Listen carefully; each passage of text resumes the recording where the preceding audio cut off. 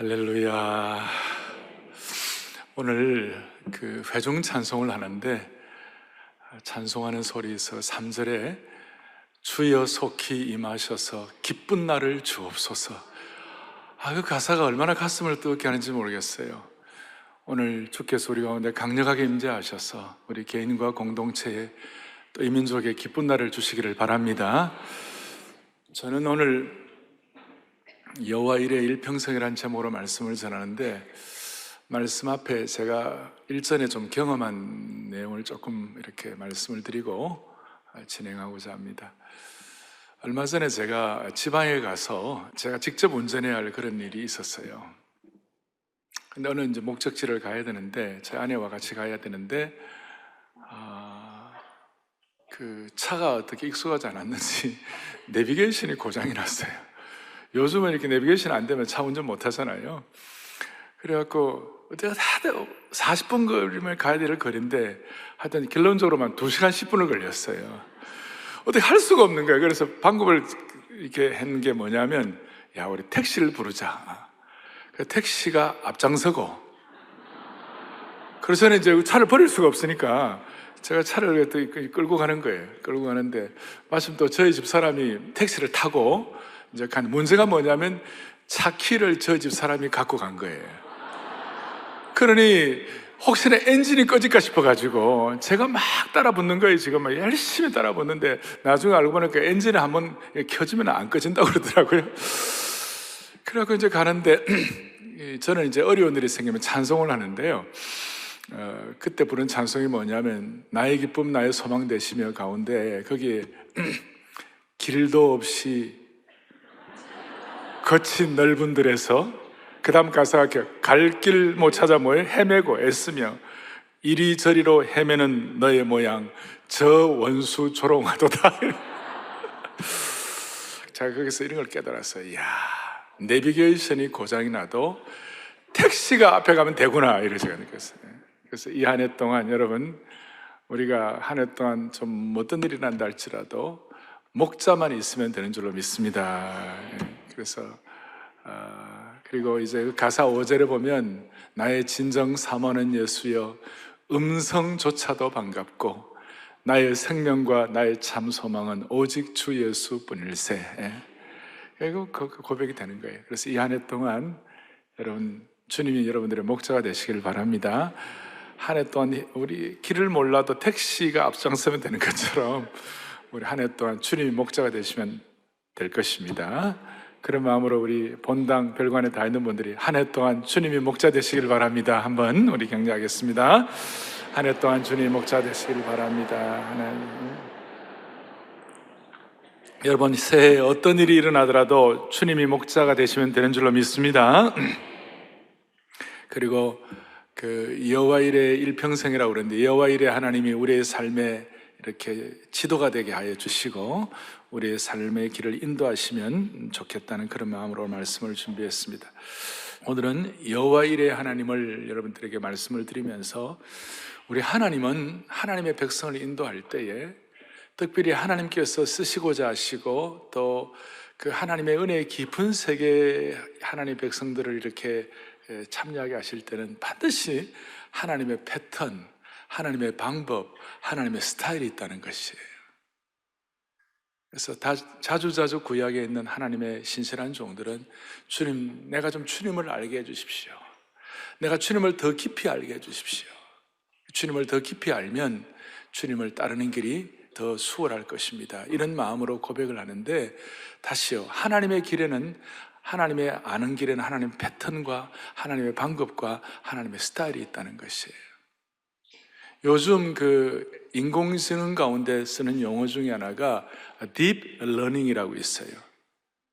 그러니까 이것은 뭐냐면 심층 기계 학습이라는 것인데, 이것은 수많은 데이터 속에서 패턴을 발견해 가지고 앞을 예측하는 것이에요. 우리가 하나님을 어떻게 하면 더 좀 잘 알 수 있을까? 더 깊이 알 수 있을까? 하나님의 방법이 뭘까? 오늘 여호와 일의 하나님을 통한 일평생을 가지고 좀 정리를 하겠습니다. 우리가 하나님을 깊이 알게 되면, 우리가 신앙적으로 주님과의 더 나은 관계, 주님을 깊이 알게 되면 세상이 그렇게 두렵지가 않게 되는 것이에요. 아멘. 하나님을 깊이 알면, 여호수아 갈렙은 다른 정탐꾼보다도 하나님을 깊이 알았어요. 그러니까 다른 정탐꾼들은 아낙 자손 앞에서, 거인들 앞에서 벌벌벌벌 떨었는데 여호수아 갈렙은 하나님을 깊이 아니까 그들이 우리의 밥이라 담대할 수가 있었던 것이에요. 오늘 하나님의 패턴, 하나님의 방법, 하나님의 스타일 가운데 하나님을 깊이 알아감으로 말미암아 우리가 세상이 두렵지 않는 그런 영적인 용장들이 되기를 바라는 것이에요. 먼저는 여호와 일의 하나님의 패턴은 이런 것이 있어요. 하나님은 하나님의 사람들을 마지막 코너까지 몰아갈 때가 있어요. 다시요. 하나님의 백성들 어디까지 몰아가신다고요? 마지막 코너까지. 여호와 일의 하나님의 패턴은 마지막 코너까지. 사람들이 별로 좋아 안 해요.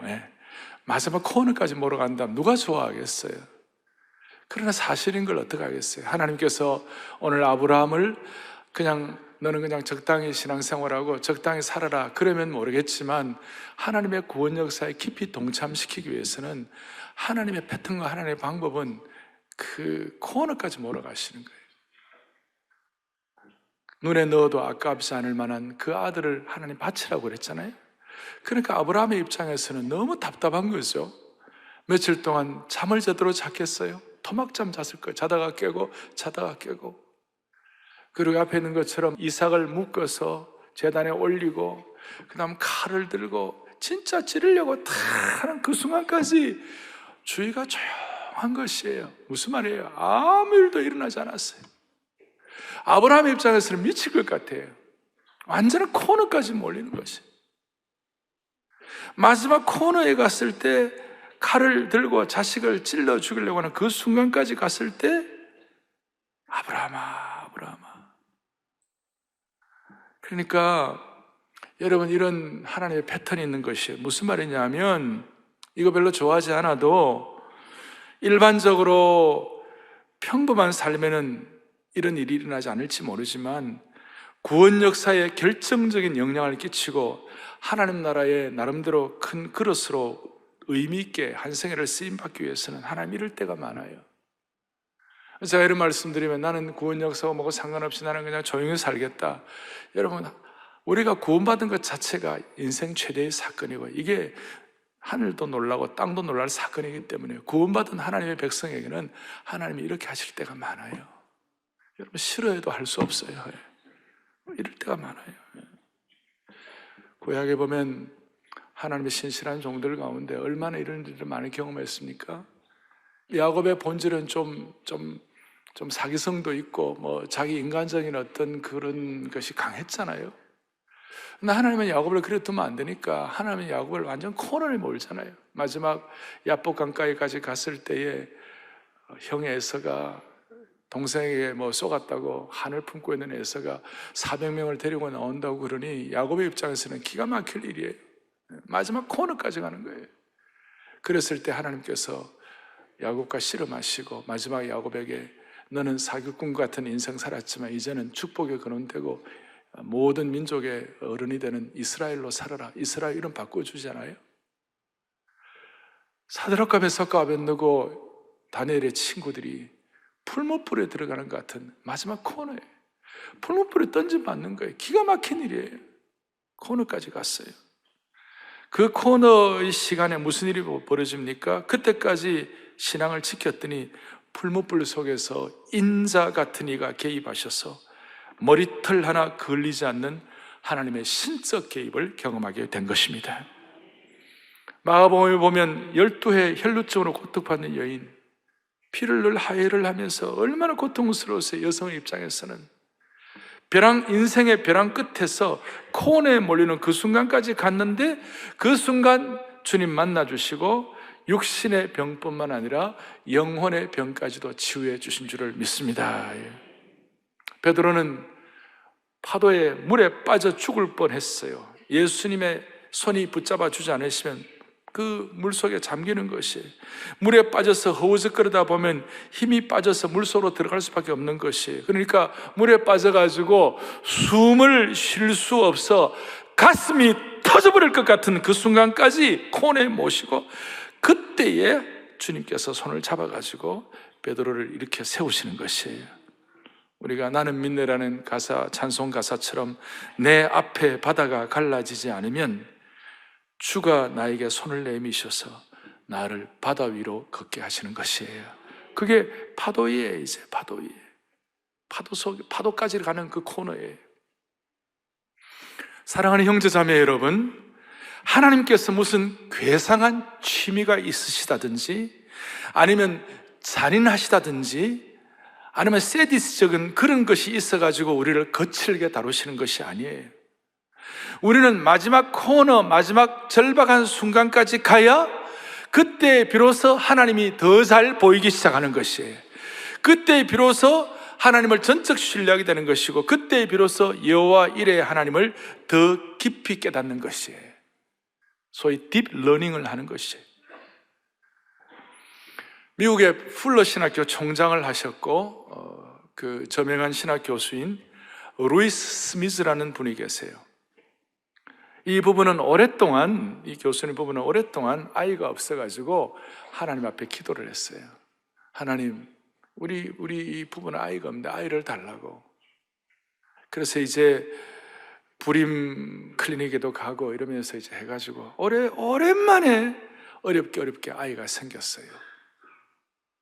아이가 생겨서 감사하고, 그래서 이제 애를 써서 아이가 태어났어요.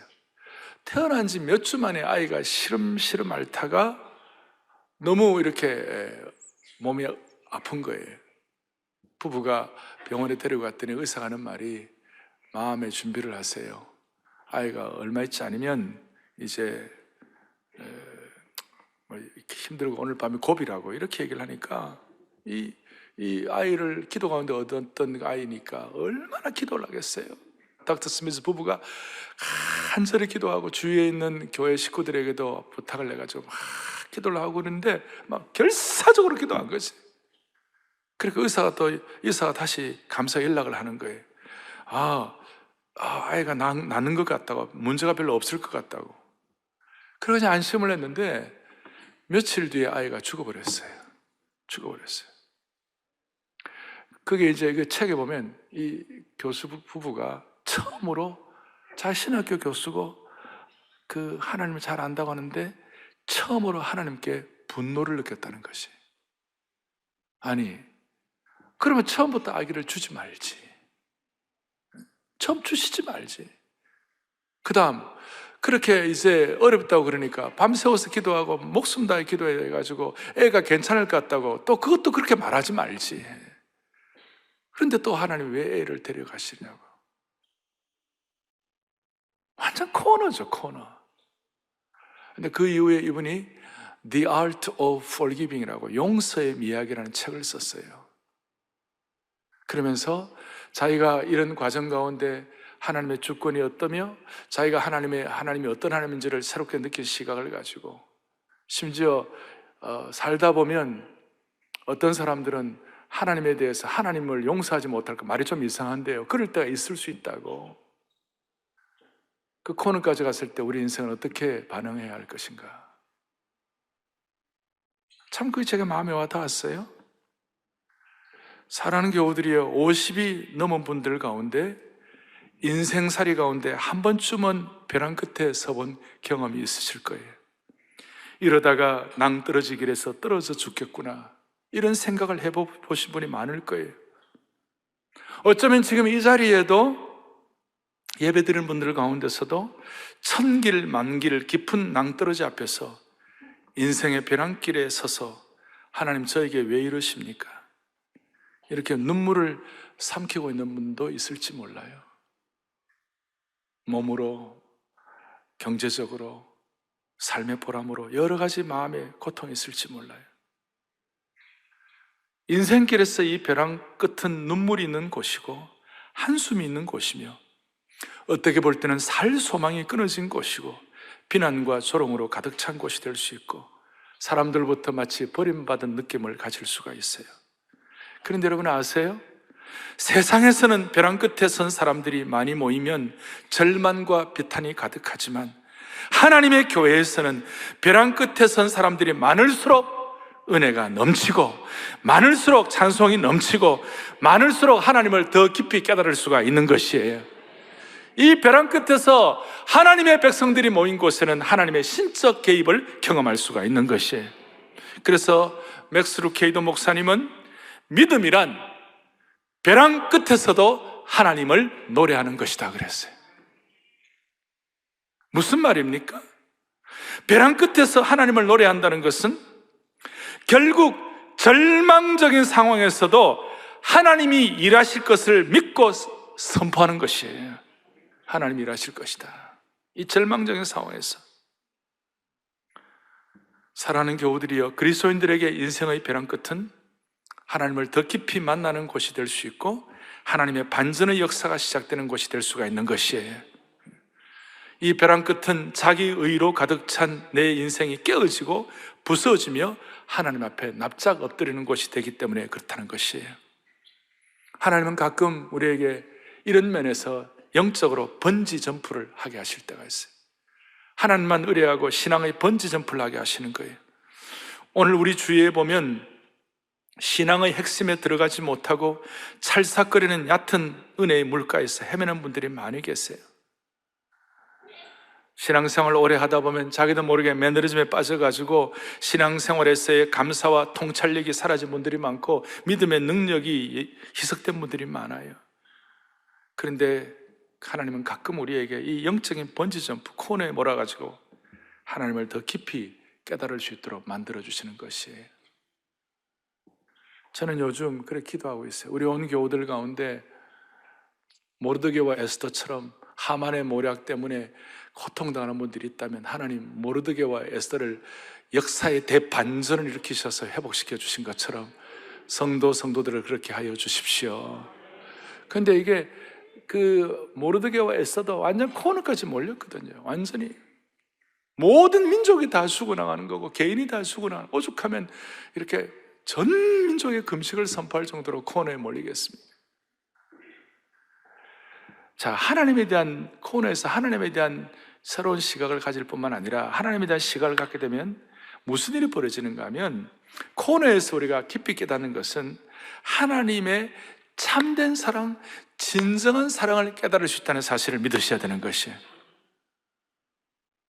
여러분 무슨 말인가 하면 우리는 하나님의 사랑에 대해서 내가 하나님을 더 깊이 하나님 앞에서 제대로 살고 하나님께 영광 돌리면 하나님이 우리를 더 사랑하시고, 우리가 더 부족하고 못나고 힘들고 우리가 좀 주님 앞에 죄송하고 그러면 하나님이 나를 미워하실 것이다. 어릴 때 뭐 그런 식의 어떤 주일학교 교육을 받을 수도 있어요. 그런데 따지고 보면 여러분, 우리가 잘하든 못하든 상관이 없이 하나님의 사랑의 총량은 변함이 없으신 것이에요. 물론 인간의 부모는 좀 더 사랑하고 덜 사랑하는 있겠지만, 그러나 부모의 심정은 자식이 부족하든 잘났든 상관이 없이 자식에게 난 사랑은 일정한 것이에요. 하나님은 완벽하시기 때문에, 하나님의 사랑은 완전하시기 때문에 우리의 부족한 모자람이 있는데도 불구하고 하나님이 우리를 향한 하나님의 사랑의 총량은 변함이 없다고요. 이걸 우리가 코너에서 깨닫는 것입니다. 다시요, 중요한 것은 어떤 경우에도 하나님의 사랑은 완전하시기 때문에 하나님의 사랑의 총량은 바뀌거나 변하지 않는 것을 믿으셔야 되는 것이, 하나님의 사랑의 강도와 하나님의 사랑의 퀄리티, 질은 결코 변함이 없는 것을 믿으셔야 되는 것이에요. 항상 동일하세요. 하나님의 사랑의 총량으로 우리를 절대적으로 사랑하시는 하나님이신 우리는 믿어야만 되는 것이에요. 이 코너에 갔을 때 깨닫게 되는 것입니다. 코너에 몰릴 때 하나님의 사랑의 총량의 깊이를 깨닫게 되는 것입니다. 오늘 이 하나님의 깊은 사랑을 저와 여러분이 확인할 수 있도록 축복해 주시기 바랍니다. 자, 우리의 일생이 여호와 일의 일평생이 되기 위하여 하나님에 대해서 더 깊이 깨닫는 축복을 주실 뿐만 아니라 그 다음에 앞에 창세기 21장 33절 좀 보시겠어요? 거기 뭐 이런 내용이 나와요. 바로 앞에 아브라함은 부엘세바에 에셀나무를 심고 거기서 영원하신 여호와의 이름을 불렀다. 그렇게 나와 있어요. 아브라함이 부엘세바에 에셀나무를 심고 거기서 영원하신 여호와의 이름을 불렀다. 이게 무슨 의미일까? 22장과 비교해서 우리가 조금 해석되는 부분이 있어요. 무슨 말이냐면 영원하신 여호와라는 뜻은 히브리어로 엘 오람 이렇게 얘기해요. 엘 오람. 그러니까 하나님께서 아브라함을 통하여 하나님을 깨닫게 하시는데 우리 하나님은 영원하신 하나님이시다. 이거 맞아요. 그런데 하나님은 엘 오람으로 깨닫는 그 하나님 정도가 아니라 여호와 이레의 하나님으로 새 차원으로 올라가라, 그런 뜻이에요. 그러니까 두 번째로 우리가 생각할 것은 여호와 이레의 하나님을 우리가 깨달아야 되는 것은 한 걸음 더 나아가지고 엘 오람의 하나님에서 여호와 이레의 하나님을 체험해야 한다. 이게 무슨 말이냐면 영원하신 하나님이다 하는 것, 이것도 참 나름 귀한 것이에요. 아브라함이 나름대로 살아와 가지고 엘 오람의 하나님을 깨달았고 또 21장까지 웬만한 신앙인은 갈 수 없는 많은 일들을 했어요. 그러나 하나님께서 아브라함을 가만히 보실 때, 아브라함 전체 인생을 보실 때 이제 보십시오. 75세에 부름받고 이때가 125세, 6세, 7세, 120 됐거든요. 그러니까 75세에 부름받고 50년쯤 지났어요. 50년쯤 지나다 보니까 아브라함 나름의 하나님에 대한, 영원하신 하나님에 대한 인식이 생겼어요. 뭐 귀한 것이에요. 그런데 사람이 50년쯤 하나님을 섬기다 보면 거기에는 열정도 떨어지기 쉽고 거기에는 가슴도 뛰지 않을 수도 있고 익숙함이라는 병에 걸려가지고 그냥 평범한 적당한 신앙생활을 살 수 있는 것이에요. 그런데 하나님은 아브라함을 그렇게 대우하고 싶지가 않았어요. 하나님은 아브라함을 이제 여러분 25장까지 가서 보면 알지만 아브라함 175세까지 살아요. 또 다른 50년을 살아야 되는 것이에요. 그러니까 또 다른 50년을 제대로 살아가기를 원하는 것이 하나님 아버지의 심정인 줄 믿습니다. 그렇게 하기 위해 하나님은 아브라함을 좀 특별하게 다루셔야 되는 것이에요. 그냥 익숙한 것, 열정이 식고 적당하게, 우리식으로 말하면 모태신앙인으로 신앙생활을 오래 하고, 우리식으로 말하면 그냥 지나간 신앙생활 몇십 년 하여 온 것, 이런 것들이 해왔는데 하나님은 그 정도로만 하기를 원치 않는 것이에요. 그러니까 하나님께서 아브라함에게 엘 오람의 하나님, 하나님은 영원하신 하나님, 이 정도도 나쁜 거 아니고 귀한 것이에요. 그러나 그 엘 오람의 하나님은 어떻게 보면 머리로 아는 하나님, 지식으로 아는 하나님, 그냥 지성으로 인정하는 하나님, 뭐 이렇게 표현하면 좀 죄송합니다, 책상 물림의 하나님, 그 정도예요. 그런데 하나님은 아니야, 너는 이제 살깊이 새기고 너는 또 다른 50년을 하나님과 함께 영적인 깊은 세계, 아까 말 하나님의 사랑의 총량을 확인하면서 좀 더 영적으로 그야말로 한 차원 올라간 깊은 은혜의 세계에 들어가야 돼. 그것이 아브라함을 향한 하나님의 간절한 뜻이었어요. 그래서 저와 여러분들의 인생 가운데 하나님께서 우리의 남은 인생을 적당히 살게 하기를 원치 않으시고 그야말로 하늘의 별과 같고 내 자손이 하늘의 별과 같고 땅의 모래와 같고 너를 인하여 땅의 모든 족속이 복을 얻을 것이니라 하신지를 알 정도로 그런 하나님의 사람으로 쓰시기 위해서는 엘 오람의 하나님의 수준에서 여호와 이레의 하나님의 수준으로 올라가야 된다는 것이에요. 여러분 그냥 아멘 정도 하시면 안 돼요, 이게. 다시요, 75세 부름받은 아브라함이 50년쯤 지나니까 그냥 신앙생활 할 수 있는 것이에요. 근데 하나님은 이 아브라함을 또 다른 50년의 남은 인생을 영적 최고봉에 올라가 살기를 원하신 것이에요. 남은 50년을 여호와 이레의 하나님으로 경험하고 살기를 원하신 것이에요. 그래서 50년 동안 좀 식어진 신앙생활을 회복하게 하시고 한 차원 올라가 살기를 원하시는 것이에요. 오늘 지금까지 우리의 신앙이 이론적으로, 신학적으로, 지식적으로 그렇게 하나님을 알았다면, 어떻게 보면 신앙의 부잣집 도련님 정도로 살았다면 오늘 이 한 해부터 우리는 더 영광스럽고 구체적이고 실제적으로 체험적으로 눈으로 보고 손으로 만질 수 있는 하나님의 신적 계획을 제대로 체험할 수 있는 은혜의 원년이 되기를 원하는 것이에요. 그러니 창세기 21장 33절에 엘 오람의 영원하신 하나님으로만 멈추지 말고 22장에 여호와 이레의 하나님으로 올라가는 주의 백성들 되기를 원하는 것입니다. 사랑의 교회 모든 교우들이여, 또 우리 교회 중직자들, 또 우리 교육자들, 모든 직원들, 그리고 특별히 우리 교회 순자님들, 무엇보다도 교회 초창기 때부터 수십 년 동안 주님을 섬긴 귀한 주의 백성들이시여, 익숙함에 빠지지 말고 여호와 이레의 하나님의 원년을 경험하기를 원하는 것이에요.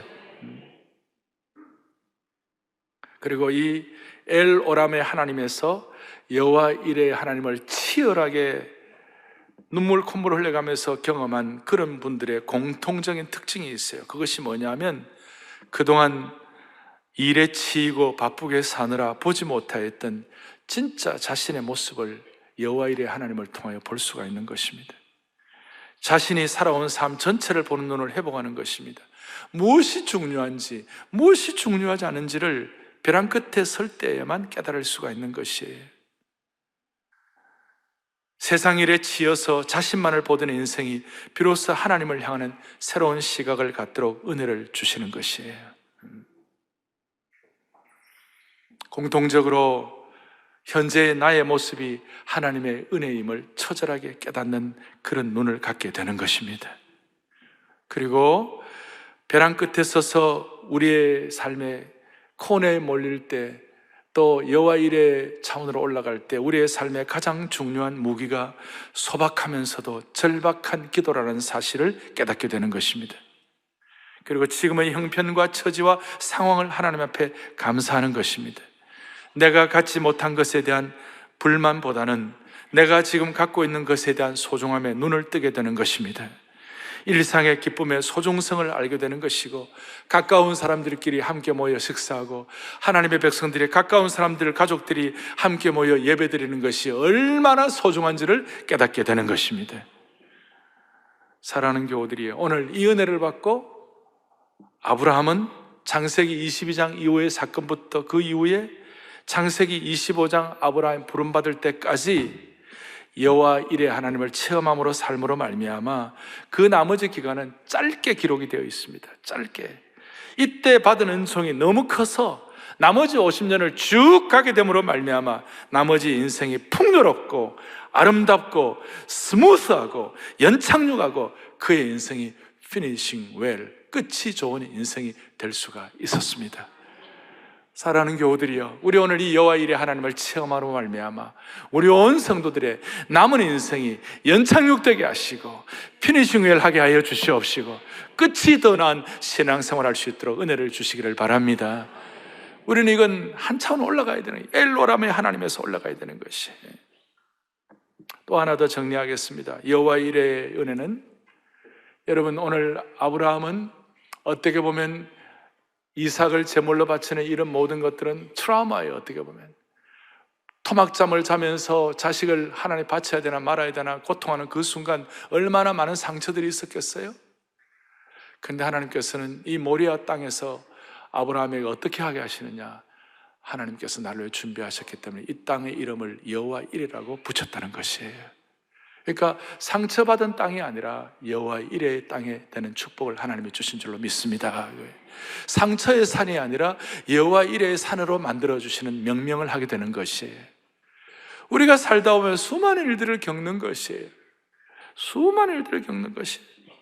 고통을 겪을 수 있고 아픔도 겪을 수 있고 혹독한 인생을 겪을 수 있어요. 그럴 때마다 아브라함은 그 사건을 고통의 산, 아픔의 산, 혹독한 산이라고 하지 않으시고 여호와의 이레의 산, 하나님이 준비하시는 산이라고 이름을 짓고 명명하는 것이에요. 우리는 한 생애 동안 이런 은혜를 받고 살기를 원하는 것입니다. 오늘 우리가 살아온 인생에 있어서 아픔과 고통을 지나고 난 다음에 아픔과 고통을 상기시키는 아픔의 산, 상처의 땅, 저주의 땅으로 이름을 붙일 것인지, 아니면 하나님께서 우리로 하여금 여호와 이레의 산, 여호와 이레의 땅으로 준비시켰다고 명명할 것인지, 그것은 여러분과 제가 결정해야 되는 것이에요. 사랑하는 교우들이여, 우리는 아픔의 땅, 저주의 땅, 혹독한 땅이라고 이름 붙이지 아니하고 하나님이 준비하신 땅, 여호와 이레의 산이라고 붙일 수 있는, 우리가 그런 결정할 수 있는 능력을 주시기를 바랍니다. 똑같은 바다 표면을 보면 겉으로는 태양빛이 비치는데 밑에는 어둠이 있고 짙은 어둠이 있을 수 있어요. 한 해 동안 우리의 양면성이 다 있는 것이에요. 설령 우리가 어떤 상황을 맞이한다 할지라도, 코너에 간다 할지라도 상처의 산이 아니라 여호와 이레의 산으로 고백함으로 말미암아 이 반포대로가 축복의 대로, 여호와 이레의 대로가 되도록 은혜를 주시기를 원하는 것이에요. 그리고 여러분들과 제가 여호와 이레의 산으로 이름을 붙이는 데는 이유가 있는 것이에요. 아무것도 없이 붙이는 것이 아니에요. 현재의 상황이나 처지가 어려운 사람이라 할지라도 하나님 앞에서 내가 이게 상처나 아픔이나 혹독한 땅이 아니라 여호와 이레의 땅, 여호와 이레의 산으로 이름을 붙이는 데는 이유가 있는 것이 뭐냐면 하나님께서 우리를 위하여 더 좋은 것을 예비해 주실 것이라는 확실한 믿음이 있기 때문에 그래 하는 것이에요. 그거는 너무나 분명한 것이에요. 히브리서 11장에 보면 수많은 믿음의 영웅들이 온갖 고통을 다 겪었어요. 배고픔과 학대받음과 유리하면서 광야에서 고난 겪으면서 그 수모 아픔은 말할 수가 없었어요. 근데 11장 뒷부분에 11장 40절에 뭐라고 되어 있는가? 이렇게 나와 있어요. 또박또박 같이 보죠. 이는 하나님이 우리를 위하여 더 좋은 것을 예비하셨은지 우리가 아니면 그들로 온전함을 이루지 못하게 하려 하심이라. 아멘. 우리로 하여금 온전해지기 위하여 하나님이 우리를 위하여 더 좋은 것을 예비하실 것이다. 여기에 대한 확실한 믿음이 있으면 우리는 고통과 어려움이 있다 할지라도 그것을 고통의 땅이라고 하지 아니하고 여호와 이레의 산이라고 명명하고 이름을 붙이고 우리의 신앙을 엘오람에서 여호와 이레의 창원으로 올라갈 수가 있는 것이에요. 할렐루야. 오늘 저는 그렇게 소원해요. 이 한 해를 마무리할 때에 우리 온 성도들이 우리의 지난 한 해의 삶이 여호와 이레의 과정이었다고 고백하게 하여 주십시오. 그래서 제가 여러분들에게 제안하고 싶은 것은, 우리가 감사일기를 쓰는 것도 제가 제안을 해드렸는데 이제 좀 한 걸음 더 구체적으로 들어가서 우리가 이 한 해 동안 매주 살아가면서, 또 우리 요즘 스마트폰에 노트 쓰는 기능도 있으니까 여호와 이레 보고서를 매일 매주 쓰면 어떨까요? 답을 안 하실 거예요? 어떨까요? 여호와 이레의 보고서, 먼저 작은 감사부터 기록하고 일상적이고 평범한 것도 여호와 이레로 기록하고 감당하기 벅찬 것들도 하나님께서 어떻게 귀한 것을 예비하고 공급하실지를 믿고 감당할 수 없는 것도 하나님이 어떻게 감당하게 하셨는지, 기적적으로 어떻게 신적 개입을 하게 하셨는지, 또 여호와 이레 하나님의 공급을 받으며 체험한 축복들을 우리가 그것들을 정리하면서 다른 사람들과 나누면서, 다른 사람과 함께 나누면서 이렇게 이것이 차곡차곡 쌓이게 되면 이것이 여러분들의 인생의 보물이 될 것이에요. 또 보물지도가 될 것이에요. 주 안에서 사랑하는 형제 자매 여러분, 살다가 보면 인생의 나침반을 놓칠 수도 있고, 제가 오늘 운전길을 잃어버려가지고 내비게이션 고장났다 그러니까 여기 마치고 나오니까 T맵 있잖아요. T맵 그러더라고요. 그때 스마트폰이 다 에너지가 다 나가가지고 안 나오는 거예요. 어떻게 할 수 없는 그런 상황이 생길 수 있잖아요. 삶의 방향이 흐려졌을 때, 오늘 이것이 저와 여러분들의 삶의 코너까지 몰아갈 때라도 삶의 방향타, 그 다음에 향도, 은혜의 지도가 되기를 바랍니다. 하나님이 이렇게 하신 이유가 있어요. 오늘 뒤에 17절, 18절을 보세요. 내가 내게 큰 복을 주고 내 씨가 크게 번성하여 하늘의 별과 같고 바다의 모래와 같게 해 주시겠다. 18절에 또 내 씨로 말미암아 천하 만민이 복을 받겠다. 이는 너가 나의 말을 준행하였습니다. 오늘 저는 기도합니다. 사랑의 모든 성도들 때문에 천하 만민이 복을 받게 하여 주시기를 원합니다. 어떻게 한편을 보면 나도 복 못 받고 있는데 뭐 이런 형편에서 무슨 주위에 천하 만민이 복을 받겠나. 여러분, 그건 아니에요. 예수 그리스도의 생명이 내 속에 접목되는 순간, 피의 복음이 내게 확인되는 그 순간, 이거는 우주적인 경험이에요. 이거는 아무것도 아닌 것이 아니에요. 천하 만민이 복을 받을 수 있는 계기가 되는 것이에요. 이런 의미에서 저와 여러분들은 복의 대상이라기보다는 우리는 복의 근원이에요. 우리 때문에 수많은 사람들이 복을 받는 것이에요. 천하 만민이 복을 받는 것이에요. 수많은 사람들이 복을 받게 되어 있는 것이에요. 저는 이 안아주심의 본당, 새 예배당을 지을 때에 이 본당에 어떤 분들은 여기에 파이프 오르간이 들어오기를 원했어요. 그래서 이 앞에, 벽 앞에다가 파이프들을 많이 설치하고 좀 이렇게 웅장하고 멋있는 그런 교회 하면 어떻겠나. 그랬을 때 제가 그랬어요. 그것도 귀하지만 파이프 오르간 설치하면 젊은이들은 잘 못 옵니다. 그랬어요. 젊은이들을 다 포함하기 위해서는 파이프 오르간 없이, 물론 올게는 그런 기능을 하기는 하지만 그거 없이 젊은이들이 자연스럽게 올 수 있도록, 그렇게 해서 우리가 할 수 있음에도 불구하고 파이프 오르간을 설치를 안 했어요. 그것은 뭐냐? 복음의 역사는 천하 만민이 복을 받는 것이에요. 4차 산업혁명 시대에 사랑의 교회가 받은 복을, 지금까지는 칼 세미나라든지 우리가 이런 것들을 제가 원래 잘했어요. 이제 이런 것들을 앞으로 유튜브라든지 4차 산업혁명의 귀한 이런 매개체들을 통하여 천하 만민이 복을 받을 수 있도록 하나님께서 우리 교회에 은혜를 베풀어 주시기를 원합니다. 제가 3가지를 말씀을 드렸습니다. 코너까지 갈 수 있습니다. 그럴 때 사랑의 총량을 확인하십시다. 우리가 영원하신 하나님 정도가 아니라, 책상 물림 정도의 하나님이 아니라, 우리가 삶으로 체득하고 고통 가운데서 확인하는 그 여호와 일의 하나님을 확인하도록 하십시다. 우리의 삶에 수많은 상처와 고통이 있더라도 상처의 산, 고통의 산이라고 이름을 붙이지 말고 여호와 이레의 산으로 명명하도록 하십시다. 결정은 우리에게 달려있는 것입니다. 우리의 시선을 주님께 향하여 이 한 해 동안 여호와 이레의 보고서를 쓰는 영광스러운 삶의 하루하루가 펼쳐지기를 주님의 이름으로 축원합니다. 두 손을 다 펼치시고요, 모든 시선을 주님께 드리고 이 시간 다시 한번 여러분들과 저의 삶의 지나간 시간의 과정들이 파노라마처럼 지나갈 거예요. 그런데 그 가운데 우리의 시선을 주님께 두고 전능하신 하나님이 역사하시는 우리의 삶의 현장이 될 수 있도록 주께서 우리를 붙잡아 주시기를 바랍니다. 모든 시선을 찬양합니다.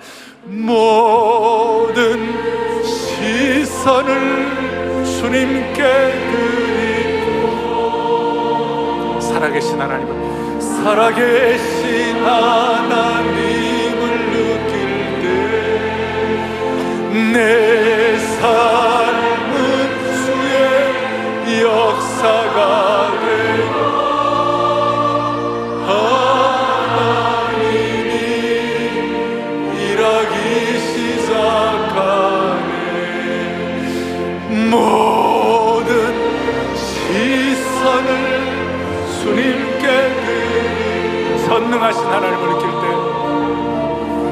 전능하신 하나님을 느낄 때 세상은 주의 나라가 되고 하나님이 일하기 시작하네. 세상은 주의 나라가 되고 세상은 주의 나라가 되고 하나님이 일하기 시작하네. 가슴에 손을 얹겠습니다. 살아계신 하나님 아버지, 적고적인 저희들, 부족한 저희들을 오늘 예배의 자리까지 불러주신 주님을 찬양합니다. 말씀을 통하여 이 예배와 일상의 예배의 소중함을 다시 한번 깨닫게 하심을 감사합니다. 어떤 경우에도 오늘도 우리를 꺾지 않으시고 이 자리까지 불러주신 주님 앞에 감사하며 하나님의 사랑의 총량을 절감하게 하여 주시옵소서. 그리고 코너에서도 여호와의 이레의 산이라고 이름을 붙이는 성숙한 신앙, 그리하여 더 이상 적당하고 더 이상 어떤 매너리즘에 빠진 그런 신앙을 다 탈피하는 저와 우리 온 성도들로 삼아 주시옵소서. 향후 30년, 50년이 피니싱 웰, 끝이 아름다운 은혜의 연착륙 있는 평생이 되게 하여 주시옵소서. 우리 주 예수 그리스도를 받들어 간절히 기도 올리옵나이다. 아멘.